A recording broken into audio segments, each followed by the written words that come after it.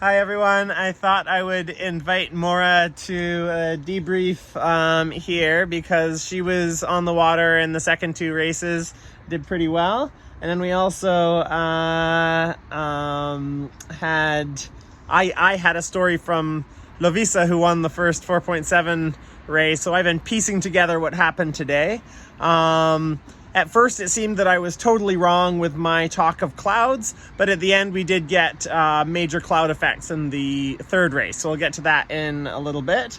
So first race, the report was it was mostly tacking on the shifts, and if in doubt, being on the right side.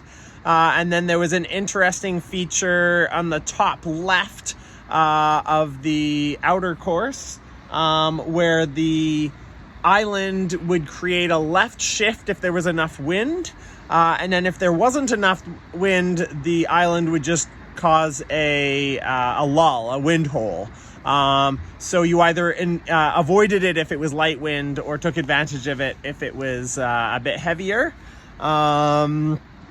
So we did say that we should look out for geographical influences. Then the sky was just totally open, and I was thinking, where are these clouds from the forecast in the second race? And we had a bit of extra pressure on the right.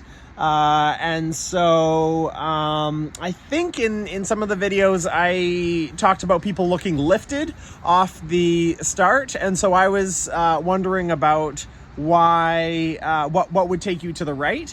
But you were saying maybe if you could have hitched into the right, been on starboard, but been the furthest right boat. Yeah, I think the pressure was coming from the right, but if you had a nice lift off the start line, you didn't actually need to tack immediately. Like, I think it was not, if the pressure was already in towards you and you were nicely lifted, it wasn't a good idea to tack.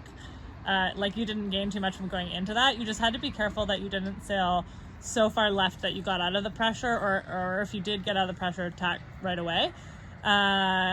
So yeah, I would say I started like middle of the line, maybe close to the boat, and would sail on starboard for a little bit, maybe like a minute and a half, just trying to go fast and get away from the other boats, and then like find the good opportunity to tack onto port, either with a bit of a shift or if I felt like I was getting out of the pressure.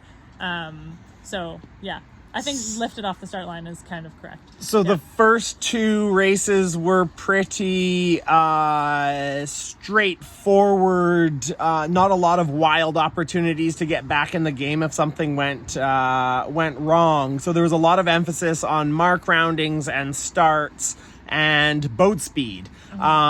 So especially as the wind picked up in the second race, it was important, and I'm thinking now the sailors who weren't at the front of the fleet, to have extra Cunningham, extra kicker, and go low for speed. And I told that to people after the first race, and it probably, after the second race, and it probably wasn't as helpful in the third race. But that's what you think of when you get those nice waves that we had there, is speed is good. And so Maura was talking about also sheeting out and sheeting in. Just if you feel a little stalled, that's not okay. Like a little slower, that's not okay. You got to release, go fast, and then come back up.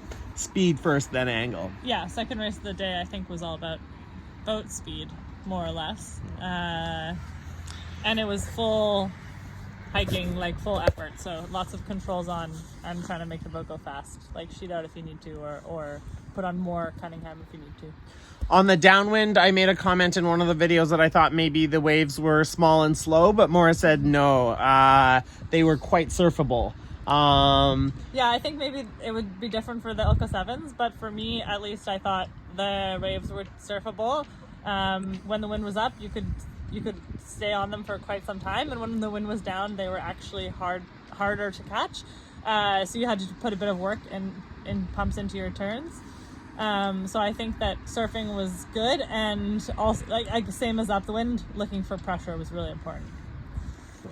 Then the third race, I do think I have some video of the cloud. It was this weird little fuzzy back of the... So it went from completely blue sky to a kind of fuzzy cloud right over top of us that I thought wasn't going to do much. And it looked to me like it was the back edge of that cloud that opened up. And that's what started the downdraft that was...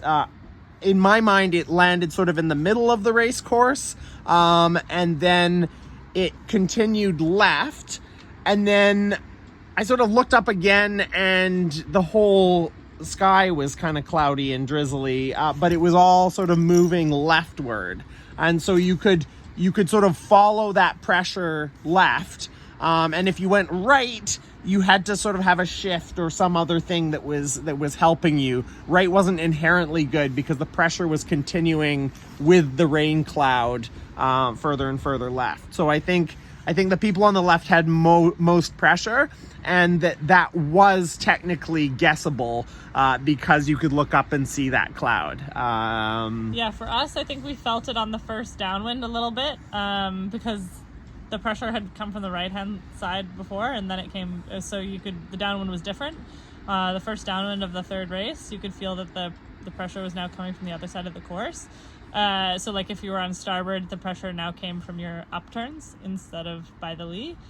And then on the second upwind of the third race, I think that actually was...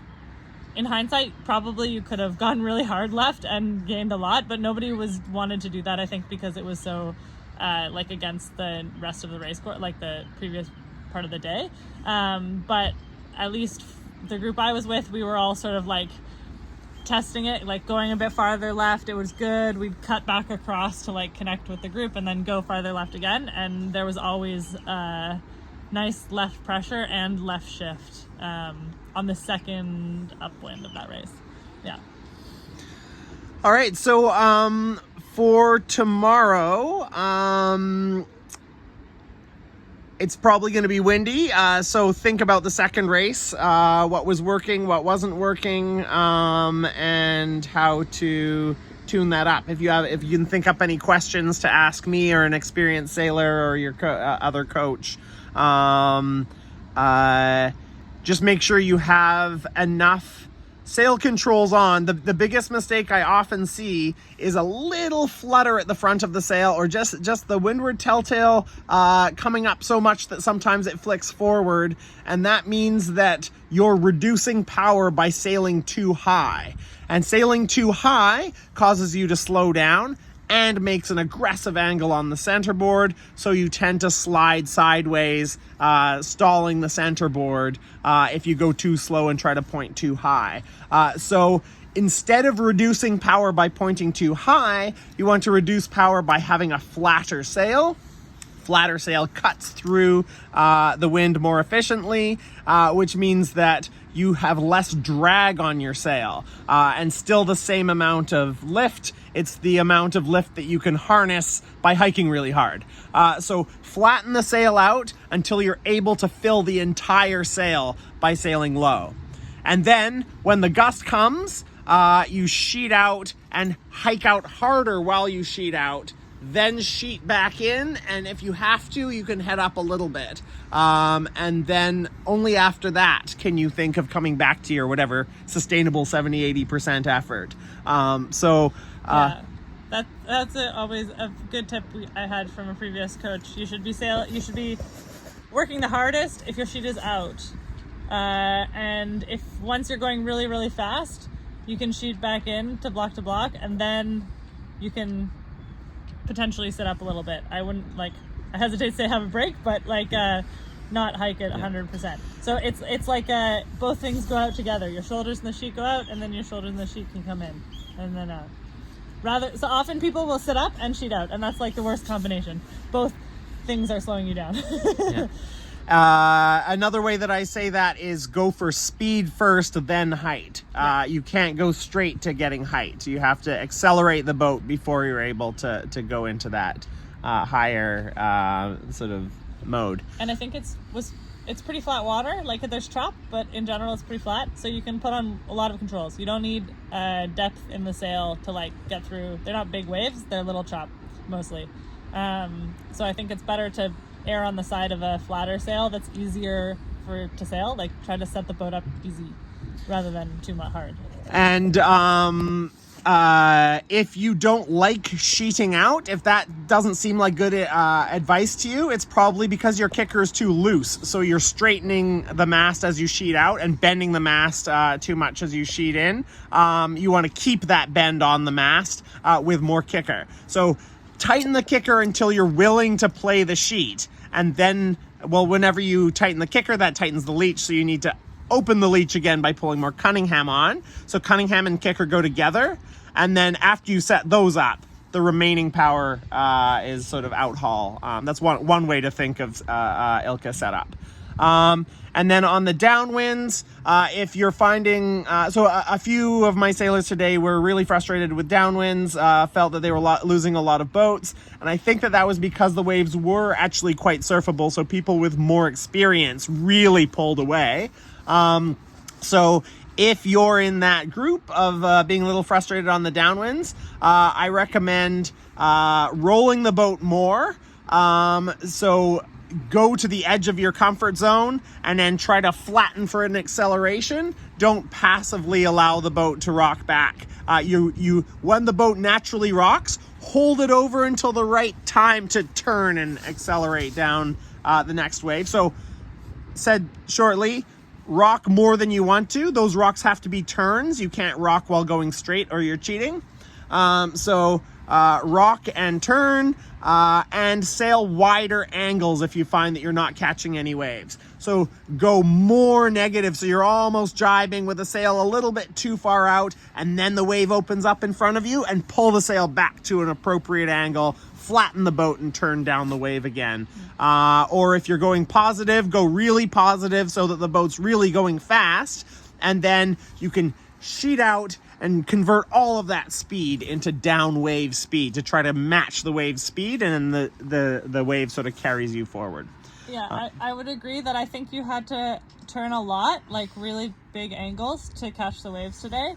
And then that means that you also need to have a lot of space from other boats. So it was very hard to catch waves, I think, if you were battling other boats or you were in a group, either because there's less good wind or because you aren't able to turn as aggressively both directions. So that also could be, if you're struggling, try sailing away from other boats. That's really helpful on a day like today, I think. You couldn't do it with little turns. It wasn't like a little turn day. It was very big. Yeah. And if you're stuck in between a group and you're on port, jibe onto starboard, then you have right of way over whoever's to windward of you. So if you're on starboard, you always have right of way over someone. So push them, open up the spot to lee of you, and then turn away from them. So now you've just opened up a space on either side. So if you don't have room, make room by pushing other people around. It's worth it. Yeah. Push other people around. Go a little. I think there was a lot of side-to-side space available on the course. There wasn't a lot of skew, so you could go a bit to the edge of the group either way. And then work yourself nicely in clean air. I don't think you needed to prioritize a side on the downwind, so you could do that from either side. Yeah. All right. Yeah. Thanks.